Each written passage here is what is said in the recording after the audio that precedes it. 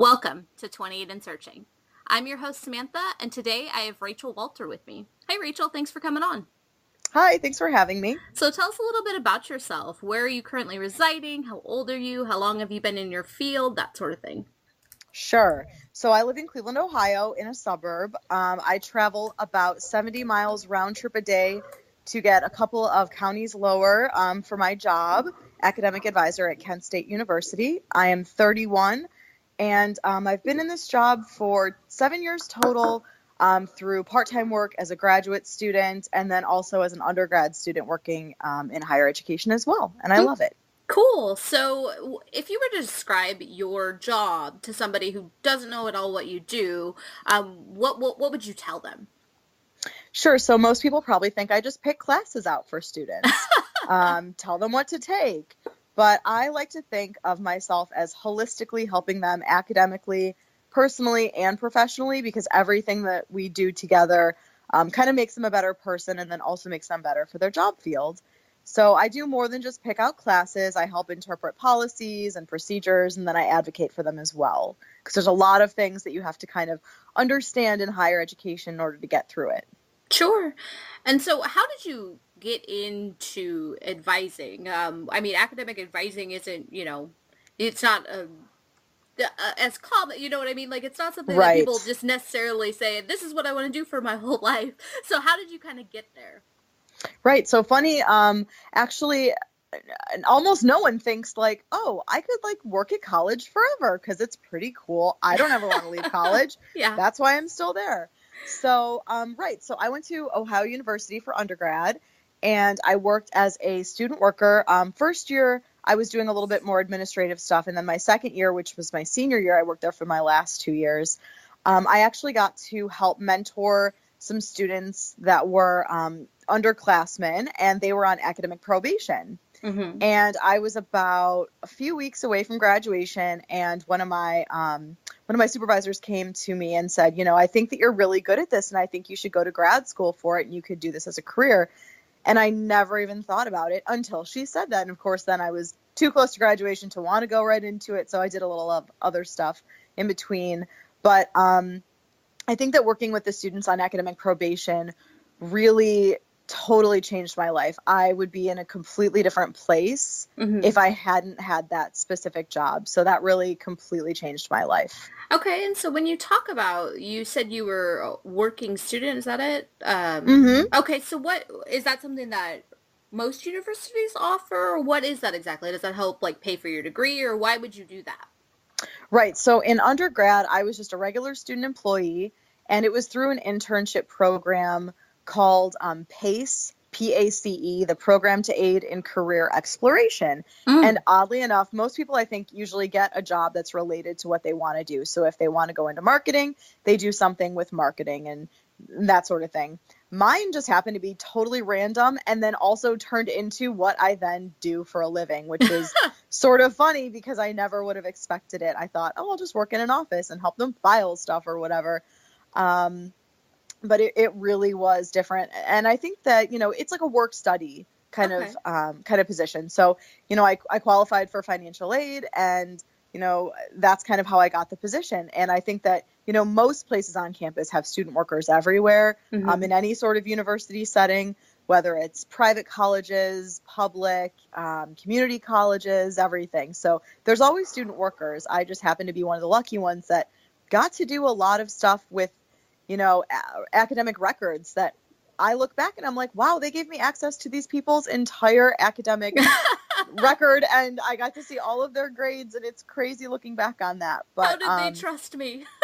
I know who let me do that. But and then we now, then I went to graduate school and I did the same sort of thing as a grad student and that paid for my education. So Okay. that's a little bit different than I was doing it as an undergrad, which I got paid, minimum wage, Sure. 10 hours a week or whatever. And is this something like, because this is the first I've heard about this PACE program? So is this something Right. that's available to all students in your, well, just in your experience of it? So I think that was just something that was at my specific university. Okay. But I think that there are a lot of other types of internship programs at universities across the country. But yeah, I think that was just specific to my college that I was at. Okay, but they can, if people are interested in doing something, maybe not specifically this, but in anything, they should maybe ask their universities about the different programs for this. Definitely. Yeah, career services offices are usually the ones that house a lot of student jobs. Hmm. And so they not only help students and alumni with their resumes and interviewing techniques, but they also can help find jobs on campus. And so that would be something that would be for a career services type of role to help find. Okay, super cool. So, I mean, obviously you work at a university, you work in Yes. a higher level education. So I'm assuming you need a degree for this position. How much education do you need? So it's kind of funny. You really need a master's degree in counseling or higher education, student personnel, that type of thing, to go into this line of work. There are certain departments and certain like administrative jobs that you can get that don't require a master's degree, but to do any sort of administrative stuff that's higher level than that, um, yes, you definitely need a degree and to be able to move throughout different departments on campuses. So I have 4-year undergrad degree and a 2-year graduate degree. And my grad degree is a Master of Education in Higher Education Personnel. And so it's very long, but it's a Master's of Education. But yeah, Okay, yeah. yeah, And so do you have to undergo any continuous learning? sort of. The campus that I work at, we offer continuing education types of programs, and we're required to do X number of hours per year to maintain that. Okay. So I'm very lucky and fortunate that the office and the department that I work in, we have constant ongoing development that they offer, and we don't even have to worry about finding it on our own because our office manager just kind of does that for us, and Oh, so nice. it's basically handed to us. So actually on this upcoming Monday, tomorrow, we are going to be meeting with one of my old bosses from when I was in grad school. My job at the university was to recruit veterans who have PTSD to come Okay. to Kent State University. And so we had a specific program for vets with PTSD, and he is the director of the Center for Adult and Veteran Services. And he is coming to do training on adult and veteran students. So it's my one time that I'll actually know more than pretty much everyone else in my office, and I can be the show off. But so that's one of our continuing education kind of focuses for right now. So I'm excited about that. Yeah, that's pretty cool. Okay, so if we're looking at, I know you talked about the career services job and how you ended up doing administrative stuff in your college while you were going to college. But let's Right. say somebody is not yet at the college level, or maybe they're outside of college already. What would be a good entry level job or a good starting point where they could get a feel for or earn skill sets that would work in your career field? So, like, are there any way that other jobs might translate? What would be a good job that would translate well? Sure. So basically, a very good entry level position that a lot of people start off in is through college admissions departments. Okay. You learn a lot about the university, you learn about different majors and all that they have to offer at that university and getting involved. And that translates very well into becoming an academic advisor because you're already so familiar with the university. So that's one of the main ones that's a filler if you don't have any sort of higher degree. You can get a job as an academic advisor in some colleges, but not all without a master's. Okay. At my university, for example, we have 4 different levels of academic advisors. We've got advisor 1, advisor 2, senior advisor 1, and senior advisor 2. And to be an advisor without a master's degree, you can be an advisor level 1, and that is all. Okay. So you really do have to have a graduate degree in order to move up, besides, just the bare entry level for advising. Anyone who has done any sort of recruiting for companies or any sort of career services types of things, but outside in the real world Mm-hmm. for adults Mm-hmm. who are maybe displaced in their jobs. Also, that helps translate into college admissions or career services options for a university. So those would be kind of things that could come from outsider, or any sort of business manager could work in a human resources department, or accounting. You could have any. There are real. We need other types of people other than working in the specific academic areas. Sure. So just place people to run the actual university itself. So yeah, those types of business degrees are really great for the higher level up kind of HR department. Okay. And so you said that you have a master's of education. And so if somebody, let's say they have a master's, but it's not necessarily in the psychology or the education, Right. would that, does that typically translate? Because a lot of times, some jobs will just say, oh, you just need a master's and it doesn't matter what it's in. Right. Is this one of those positions or does it have to be in one of those specific fields? Typically, it does have to be with some sort of counseling or specifically higher education background. In grad school, you do a lot of student development theory, and you learn a lot about how students develop over their college life years. Okay. And that's what a lot of the foundational basis of knowledge comes Mm-hmm. from, is from those grad programs. Not only that, but we learn about all the different functions of a college, the history of colleges. It's really a lot more than we do a lot of diversity kinds of classes as well. College is a very diverse place, and you can learn a lot and see a lot of diversity of thought. Mm-hmm. You can go off if you're from small town, Iowa, and you go to a big university in New York. It's going to be a total different experience for you. Culture We need to shock. totally. Yeah. So we take the time and kind of understand in grad school. We learn about those different kind of backgrounds and diversities that our students are coming from, and so we take that and translate it then into our careers. Okay. Okay. So and does that do those requirements change depending on what type of university? So let's say you go to, a private university or a community college or just a state college. Do they Right. change or are they all pretty much the same requirements for no matter what type of college you're at? I would say that it's pretty much the same.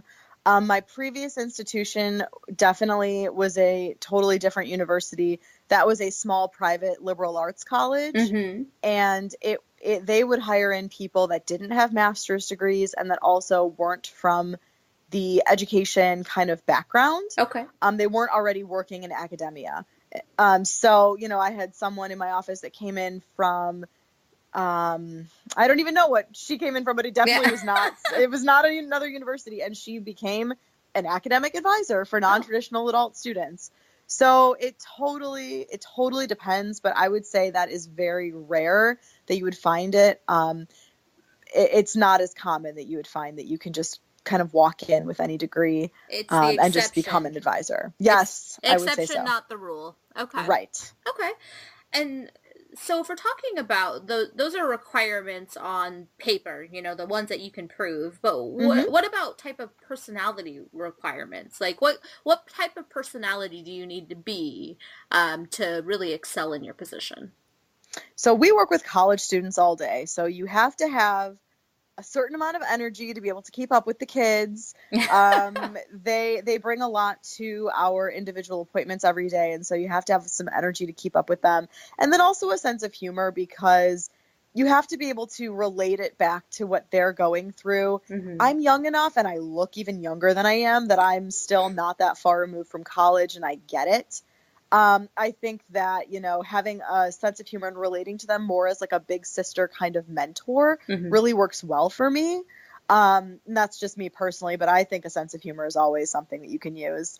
Sure. Um, and then the other thing is honesty. So I have to do a lot of dream crushing, quote unquote, in my job. And I say that with a little bit of a grain of salt, Yeah. but realistically, I want to be honest with someone. If they're not mathematically going to be able to graduate with my degree that they're enrolled in, I have to be able to tell them, hey, look, this is steps one, two, and three that you can take to be able to be successful.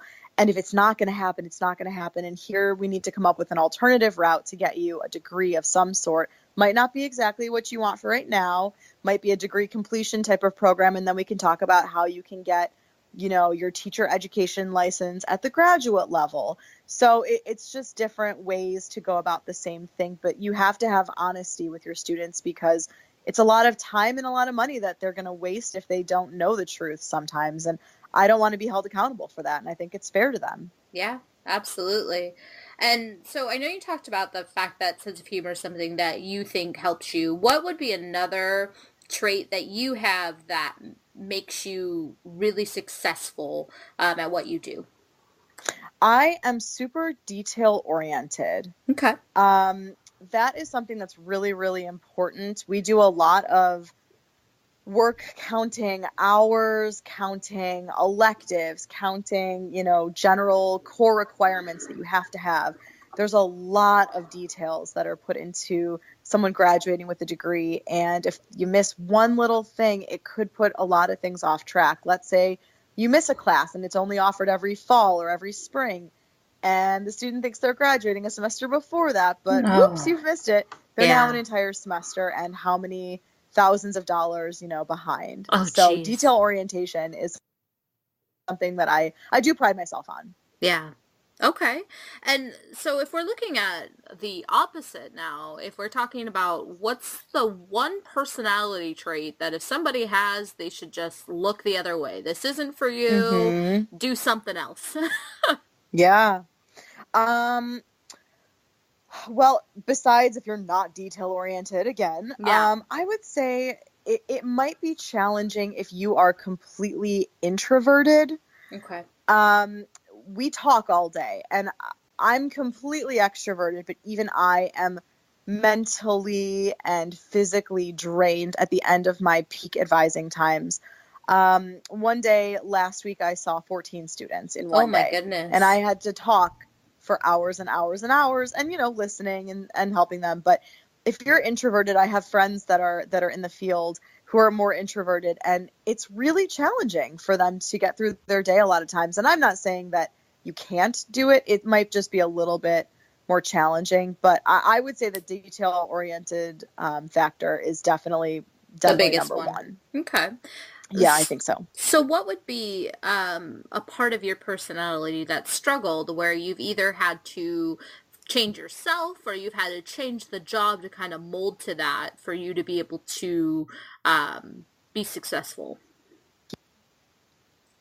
I think for me, one of the challenging parts to my job is that I get very emotionally invested in my students. Mm-hmm. That's something that sometimes I try to step away, and I try on my weekends to not think about all the things from the work week, but it's hard. Our students tell us a lot of personal information, and though I am not a professional licensed counselor or a mental health professional in any way, shape, or form, if I'm the one that they've got a good relationship with and they're an out-of-state student from California and they really haven't formed a bond with their professors yet, they might come to me and tell me that there's something going on.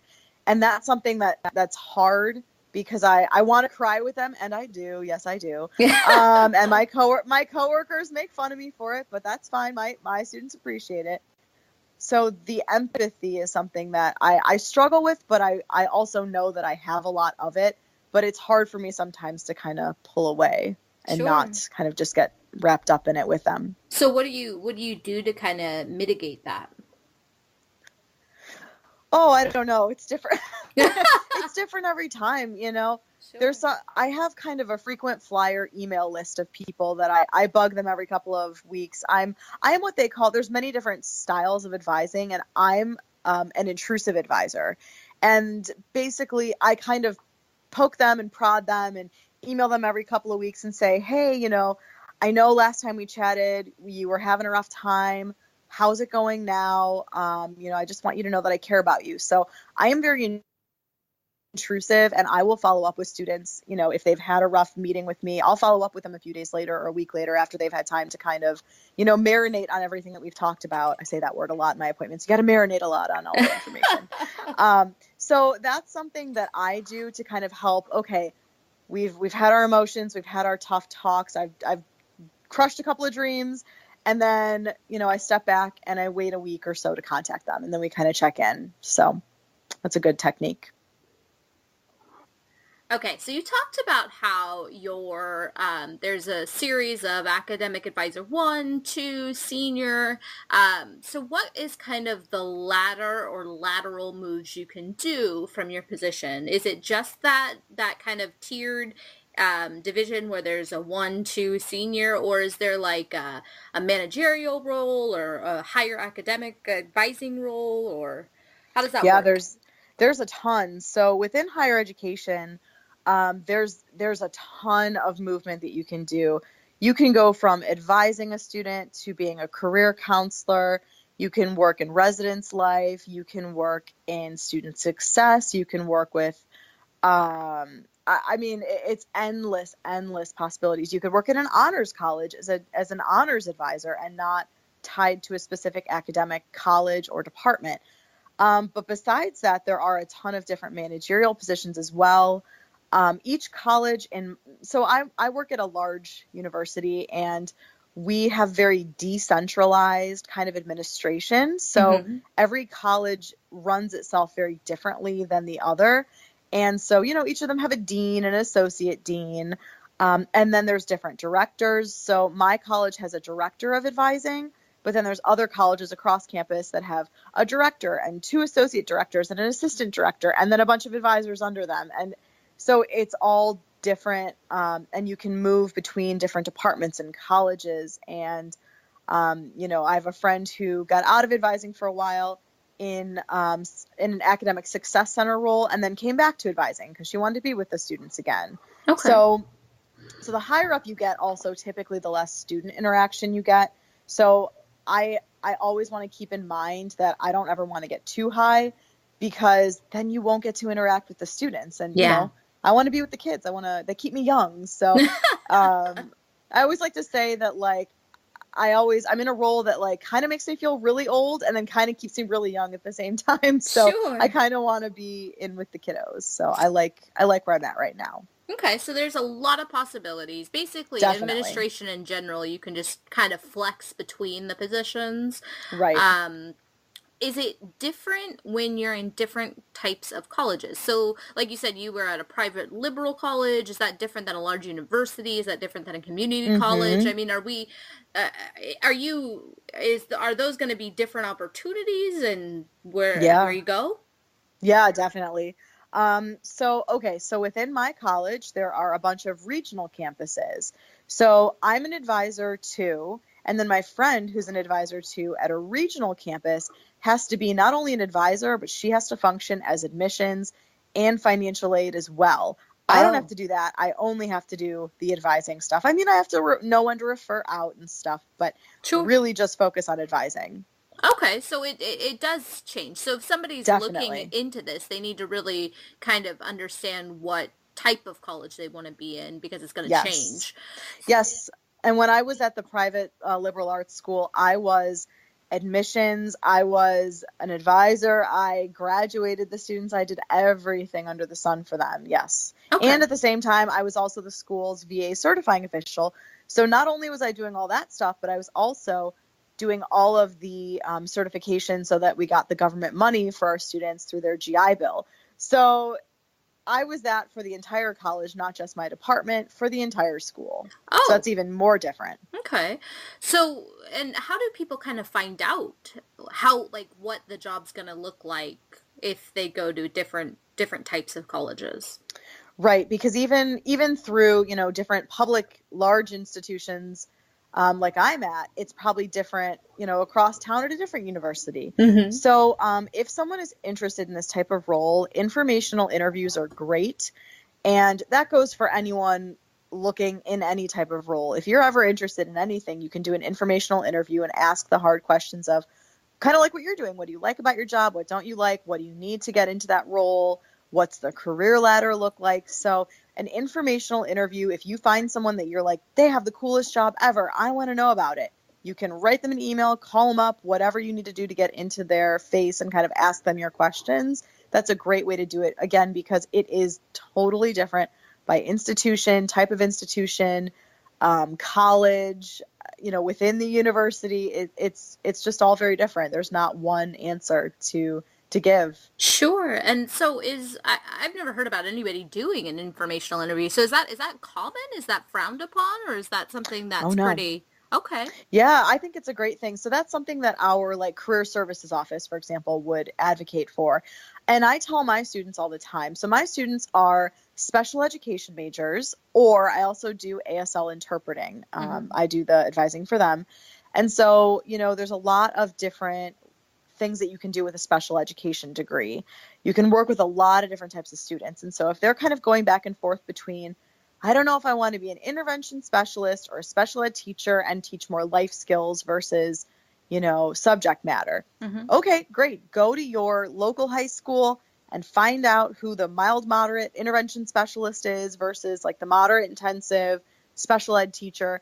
Shadow them each for a day or a half a day and see what their lives are, because they are totally different, but they're still within special education and under the same roof in a school. So you can do a lot of stuff like that with whatever you want to do. Okay. Wow. Okay. So that is something, and that's pretty. People are pretty open to that. I mean, I'd assume. I haven't had any Sure. problems with finding people to talk about it, but I didn't know if that was like something that people did before you applied for Yeah, jobs. Okay. definitely. And so, um, going on to, um, the nitty gritty of your job, what are some of the drawbacks to your career choice? So I am in it for the love of the game. I am not getting rich for sure. I've got a lot of student loans left on my account, which actually I can also then relate that to my students and say, hey, don't be dumb like I was, because I didn't know what I was doing. Yeah. So I'm actually kind of a good, learning opportunity for them to kind of understand what it's like as a 31-year-old who still has X number of thousands of dollars of loans. But Yeah. and not to say you cannot make money, but just in certain types of roles, you're just not going to get paid for all of the crazy stuff you do all day. You're just working through lunch. You're working after hours to get through your emails and everything. Yeah. So that's something. And a lot of our funding comes from levies if you're at a community college, or, it depends on enrollment. Um, it depends on, your type of institution. Are you required to work nights and weekends, and that's just built in as part of your job, or do you get flex time for it? These are all things that could be drawbacks. Like my previous institution, I was an advisor for the weekend college, so therefore I was expected to work every other weekend when we were in session. Yeah. So I would work all my Monday through Friday. I would sometimes even have to stay late on Friday until 7. So I would work from 8 in the morning until 7 p.m. Oh, And then I wow. would have to be back at work the following day at 7 a.m. until 1:30. So it was a good amount of extra hours that I was working, and I wasn't getting paid for it because it was just expected as part of the position. Okay. Um, Generally, I don't know that that's the case, but if you're in college admissions, you're on the road for weeks at a time. And, that's something to consider when you're looking for a position. It'll say in a lot of the job descriptions for higher education, especially in admissions, 40% of your time is spent on the road. So that's something to keep in mind. Okay. And so what does the job market in this career field kind of look like?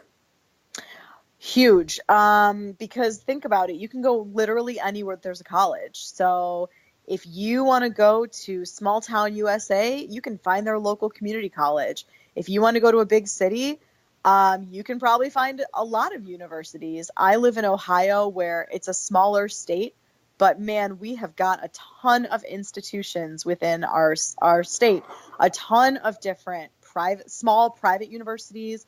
We've got a good number of state schools. So it just kind of depends on the region of the country. But generally, wherever there's a college, you can basically find some sort of job. Sure. And so is it a competitive market, or is it pretty open? Are they looking for candidates on a pretty regular basis? So, for example, my position, there were about 300 candidates that applied, Mm. Mm-hmm. I think. So that is not necessarily out of the norm for, depending on when, our grad programs typically, will graduate students every semester, but in May or June, depending on when the graduation is, or the end of the semester or the quarter, that's when the most people are going to be looking for jobs. And that also tends to be when the most departments are hiring, looking to ramp up for the following school year. So we do typically follow a school year, calendar cyclically, so that, there's definitely certain times where we ramp up our hirings and then get ready for the next school year. Okay, so you do want an option B and C when you're applying for Yes, schools. definitely. Yes. Okay. and Hmm. and so what are some of the benefits of what you do? I get to work with some cool kids every single day. It is so fun to get to know people. I could talk to a wall if it showed interest, but I really like talking to people. I prefer people. Yeah. I really find it interesting to to get to know why people want to teach or why they want to be an ASL interpreter. I want to know what makes them successful. I want to, so going back, I guess, to what I did in undergrad when I was working with students on academic probation, Hmm. there was nothing more rewarding than seeing a student who has a 1.8, a 1.5, whatever GPA, and they have a great semester and they get off of probation. And man, they just start really reaching up for that higher and higher GPA every single time. And it's so rewarding, and you really do feel a little small victory inside of yourself. I think not that I've done the work for them, but maybe I've just given them the The overview boost. of, yeah, or like just simply saying to them, realistically, if you get straight B's for this one semester, this is how it'll affect your overall GPA. And maybe they're like, wow, that's not as hard as I thought, and I can really make a huge change. So I really like those small victories like that. Like, I think that's really neat to see. Okay. So what has been the worst day of your career so far? Well, I don't know that I can specifically pick a worst day, but I definitely have a lot of kind of yucky things that I've got to deal with. So part of what I was talking about is that I'm not a mental health counselor, Hmm. but a lot of our students do tell us a lot of things. So we are mandated reporters at the university. And so if someone tells us that they're thinking of hurting themselves, or they've made a plan to hurt themselves, or anything like that, we have to report it. If they told us that they were sexually assaulted, we have to report it. Just the other day, I actually got an email right as I was about to leave work for the weekend, and my student is from out of state and emailed me because she's not as bonded to her faculty as she is to me, because I've been there as her admissions person, her advisor, her friend, everything. Yeah. And she's one of my frequent flyers, as I like to call them. So she comes in all the time and we chat. And, she said, Rachel, I need help. I don't know where to turn. I'm in a domestic abuse situation. Please help me. Oh. So and I cried, of course. Yeah. I know, because you don't ever want to know all the bad things that are going on in these people's lives. My students are way more of adults than I am, and I'm probably 13 years older than most of them. But, a lot of them are caretakers for grandparents or parents or even siblings. A lot of my students have special needs siblings, Hmm. or siblings with special needs. And so they have to caretake for them. I can't do that. I wouldn't know where to begin. Yeah. I don't pay the bills for someone else and have to, change their diaper and feed them and drive them places. That's what my students do. And it's incredible. And I feel like, I'm not doing anything with my life, but just helping them kind of be successful with theirs, and then living vicariously through all the awesome things that they're doing. So that was one of the tough days, though, the other day, definitely. Yeah. But it is rewarding at times too. Yeah. So what's the best day that's been in your career?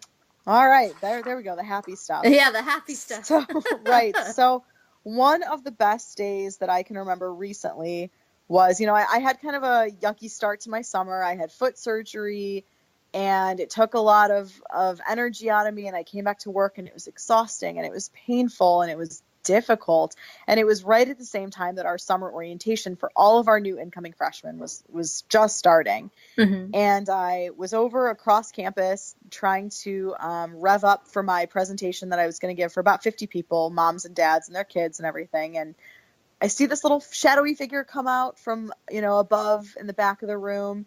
and a hand waving, and I'm like, I don't know who that is, and they're carrying something, and they come down and it becomes more clear, and it was one of my students that had just graduated, and he drove from about an hour away just to Oh. bring me a card and a bouquet of flowers because I helped him come back to school, get off of academic probation, and graduate with great grades, and he just wanted to come and take a picture with me, and it was, I mean, of course, I cried again, because I can't help it. So that was probably one of the more recent great days. But, I have students all the time. I have a little goodie bucket that I give to them, kind of like when you're 5 years old and you go to the dentist and you get to pick like stickers or bubbles or something. And so Yeah. I have a goodie bucket that I do for my students. And I like to keep it real light. And, I give them friendship bracelets or something or candy. And I just had a girl the other day, and she, of course, my students are so thoughtful and sweet. She said, "Oh, I'm going to take this friendship bracelet for my kid that I babysit for." And I said, "That's so generous of you to do that. You're thinking of him, and I'm giving this to you." And she goes, "Right. You're the generous one giving it to me. I'm not the generous one giving it to him. You're the kind person." I was like, oh my gosh, I can't handle this. So, that's also something great. Like, they're doing good stuff, but they see it as I'm doing these things for them. So I think they appreciate the work. It's a cycle. Definitely. And so what was the moment that you knew that this was going to be for you? It took someone else telling me. When my boss said it, I was like, yeah, I think I could do this. We were on quarters then when I was in undergrad. And so I had 3 quarters throughout the year that I saw 3 different groups of about 10 students. And I had a couple of people that didn't necessarily get off of probation, but so they had to come back and see me the next quarter. And we just really hung out as buds. And I was really just a friend to them more than, an academic advisor type of role. Yeah. And it was really neat to see the growth, even just from one quarter to the other. And that solidified it, as well as her saying, "Hey, you should do this because you're pretty good at it." So her saying that to you, it kind of made you start thinking about it. So when you see these things, you're like, yeah, actually, right? So Right. you need that, Right. sometimes it's good to get that confirmation where you're, I'm not Yes. sure if this is as cool as I think it is. Yeah, and the great thing is that I had the pleasure of working with one of my undergrad students. She was one of our registration assistants for orientation this summer. And so she was helping, I think she's a senior. She's helping our incoming freshmen, and she's almost, close to graduation within this next year. And so she's really liking working with these new freshmen, and she's really good at it. And I'm watching her kind of grow throughout the summer. And at the end of summer, I said, you could do what I do, and I think you'd be pretty good at it. And she said, "Okay, I'm really glad that you said that, because I was kind of thinking that maybe after I get my education and I get my license to teach, maybe I'll teach for a couple of years, and then maybe I'll come back and do what you do and go to grad school, and then I can work with students like you."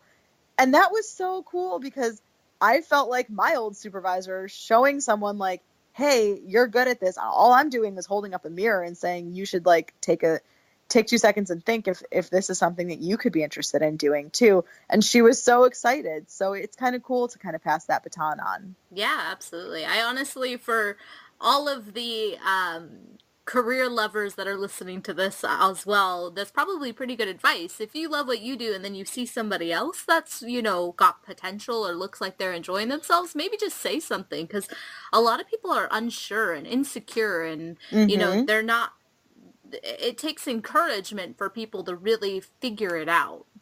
Definitely. I always like to tell people when I think they're doing a good job. I'm also someone who likes to give constructive criticism and tell people when they're not doing something. When they should tweak something maybe a little bit, because maybe there's an easier way and they're, expending so much energy, and I'm like, "Oh, if you just do this." And then they're like, "Oh, that's so much easier."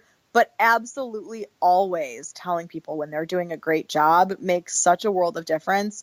And at that, at my low point the other day, after that whole domestic abuse situation with my student, my boss and I were texting each other afterwards, of course. And Sure. I said, "I really couldn't have done this without you, because you're the one that kind of coached me through it. I really appreciate that." And she said, "You did a great job working through this really tough day and tough situation, and you should be really proud of yourself." So, I'm beating myself up over, oh, I just want to be able to help her and like be there and walk her through this tough time. And then I'm like, okay, but I was able to coach and I was able to do it. And it felt really good, even though I was so emotional and bummed about the situation. But I was like, yeah, that kind of helps that I feel stronger for maybe the next challenge that would come through too. Oh yeah, absolutely. I mean, it's probably one of the things that people don't really think about too often about telling somebody that they're doing a good job, like how much of an impact that makes. Right. Right. When my first episode got posted for this podcast, I had somebody that I didn't really talk to just give me a quick email, was like, hey, this is great. And it was, wow. It was like but it was one of those things where it's like, it's affirmation, and a Yeah. lot of people I think are like, oh, that's stupid, I shouldn't really send that, I'm not saying anything, No. I'm not helping. And it's like, you should really tell people if you think that they're doing something that's good, or that you notice that they're, that they love, because a lot of people have lack of self-awareness.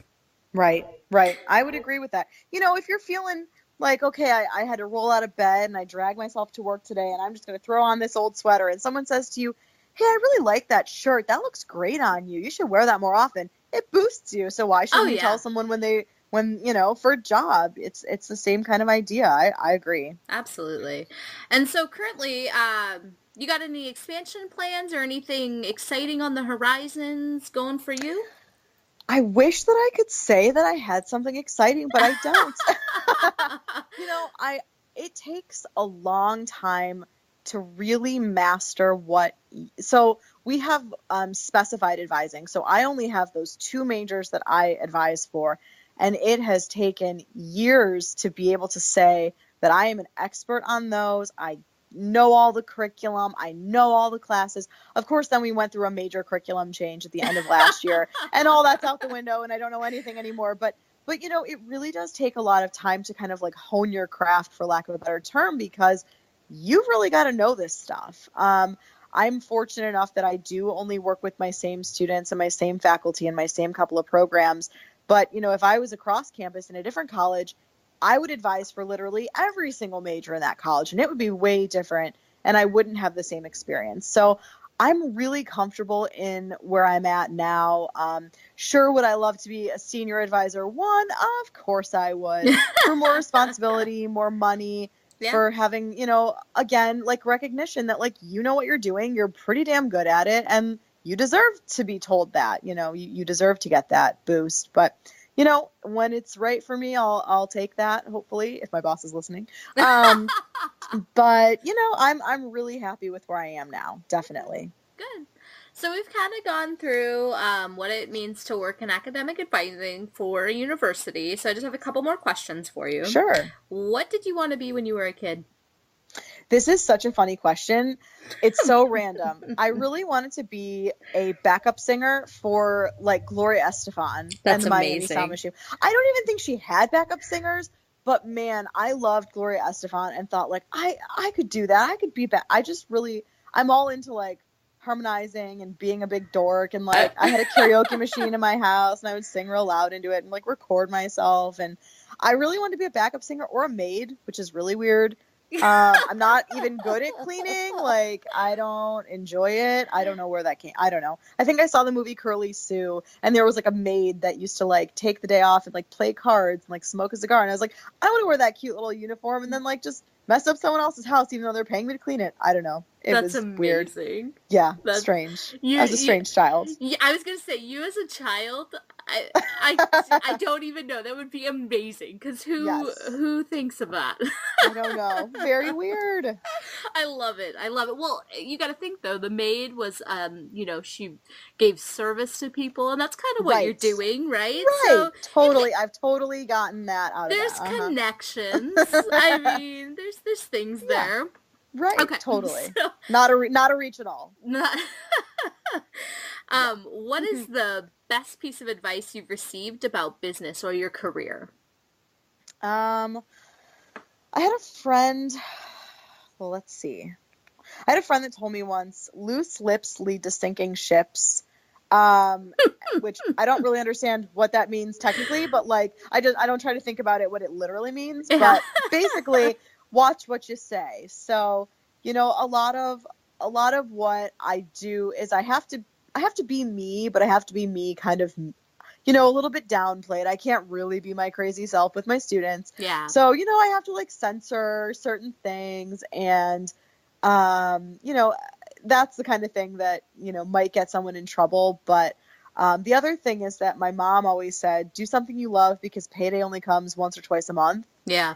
That's And the truth. again, like I said, I'm not getting rich doing this job. I still have to do other stuff like babysit sometimes, you know, for extra money or whatever. But you have to do what you love, because otherwise going to work every day is going to be miserable. My dad just retired, and he worked for over 40 years at a job that he really didn't like. He liked his customers, but he hated the job. He hated the work. You know, he got through it and he got his pension and he made it to the end. But he's like, I'm really glad that you like what you do, because I don't want you to be like me. So that's so important, that you have to love what you do, because you're doing it for more than half, most of your day. You're doing it for 3/4 of your day. Yeah. Most of your life. Right. I mean, I if you think know. about like how much time spent, I absolutely agree. Um, so what's a piece of advice you would give to somebody who's feeling discouraged in looking for a career that they love or being in the right career path? You know, going back to that informational interview, I think that's so important. So if you're not satisfied with something, or if there's someone that you're like, man, they have a really sweet job, how do I get to do something like that? You know, everyone has an email address that you can find. You can stalk them on the internet and find it. Yeah. That is a great way to kind of figure out. You can even read their bios. A lot of companies will have bios about their employees, and so you can maybe go and see where they went to school, what they studied. Oftentimes, it'll even tell you former companies they used to work for. But basically, if you do your homework and you just kind of talk to people, you can schmooze. It's Yeah. really kind of like, I think that most people are pretty self-centered, that they'll tell you about themselves if you ask them. Yep. So if you find someone that's got something that they're doing that you find exciting, just ask them, how did they get into it? Oftentimes it's such a roundabout way that you don't get direct training for it, or it was accidental, or it's some way that you would never know how you have to find that degree. Yeah. You would never know unless you ask. So That's I'd true. say that's the biggest thing to do, is just to ask. Yeah, and to add on to that, through personal experience, anyone who doesn't know, for this podcast, most of the people I have never met. Right. We talk for the first time for the interview typically, and I send out cold emails, you know, like a cold call to hundreds of people. Right. And people are Right. typically pretty good about it. Like, people, you know, they want to help. They genuinely want to help.